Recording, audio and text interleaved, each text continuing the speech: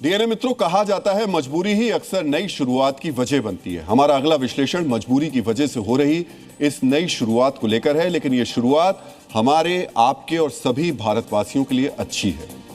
Gulf में भारत के सबसे अच्छे दोस्त यूएई ने तेल के निर्यात का नया तरीका ढूंढ लिया है।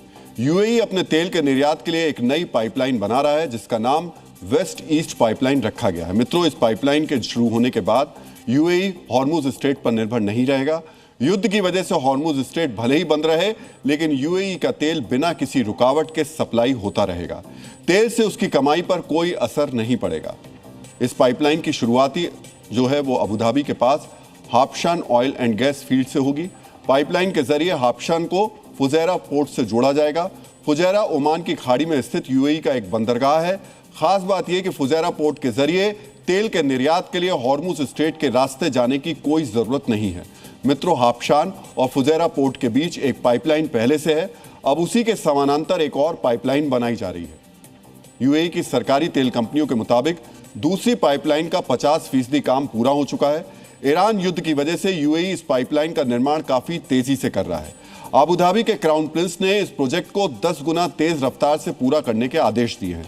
सरकार के अनुमान के मुताबिक 380 किलोमीटर लंबी नई पाइपलाइन अगले साल यानी 2027 तक शुरू होगी।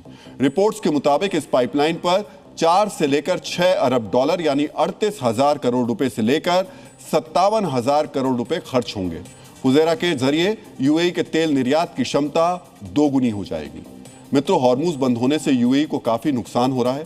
एक पाइपलाइन पहले से होने के कारण यूएई का पूरा तेल निर्यात तो नहीं रुका, लेकिन कम से कम 40% निर्यात प्रभावित हो रहा है।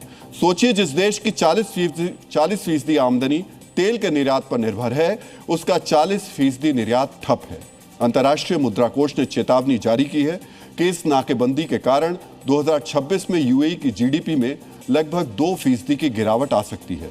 इसी आर्थिक नुकसान की भरपाई करने के लिए यूएई तेजी से अपने प्रोजेक्ट्स को पूरा कर रहा है।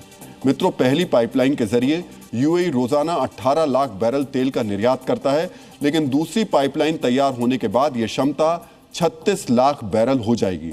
दूसरी पाइपलाइन बन जाने के बाद यूएई अपना पूरा तेल निर्यात फुजैरा के जरिए कर पाएगा।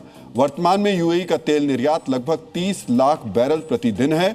दोनों पाइपलाइन शुरू होने के बाद वो 36 लाख बैरल तक तेल का निर्यात फुजैरा पोर्ट के जरिए कर सकेगा। यानी आगे यूएई के निर्यात में बढ़ोतरी होती भी है तो हॉर्मुज के रास्ते सप्लाई की जरूरत नहीं होगी। डीएनए मित्रों, यह खबर भारत के लिए भी अच्छी है।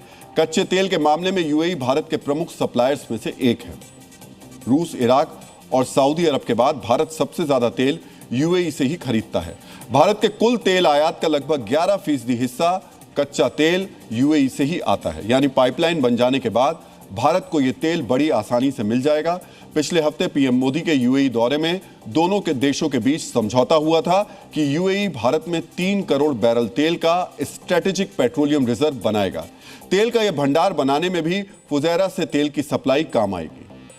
अगर यूएई को भारत तेल की सप्लाई करनी है तो फुजैरा से तेल लादने के बाद जहाज सीधे ओमान की खाड़ी में पूर्व की दिशा में आगे बढ़ेगा। ओमान की खाड़ी को पार करते ही जहाज सीधे अरब सागर में प्रवेश करेगा। यह इस रूट का सबसे लंबा और मुख्य हिस्सा है। अरब सागर को पार करने के बाद जहाज भारत के अलग अलग रिफाइनरी टर्मिनल जैसे मुद्रा, जामनगर पहुंचेगा।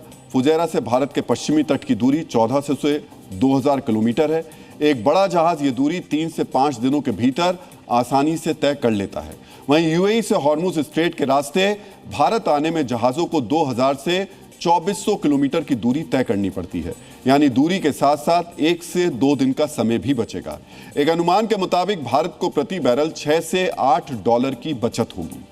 इस तरह फुजैरा का ये छोटा रास्ता न केवल भारत का समुद्री माल भाड़ा बचाएगा, बल्कि युद्ध के समय तेल की लगातार सप्लाई भी सुनिश्चित करेगा।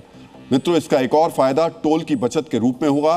ईरान हॉर्मुज स्ट्रेट से गुजरने वाले जहाजों पर टोल लगा रहा है। इसकी वजह से हॉर्मुज स्ट्रेट से आने वाले तेल की लागत बढ़ जाती है, लेकिन फुजैरा के रास्ते आने वाले तेल पर कोई टोल नहीं देना पड़ेगा।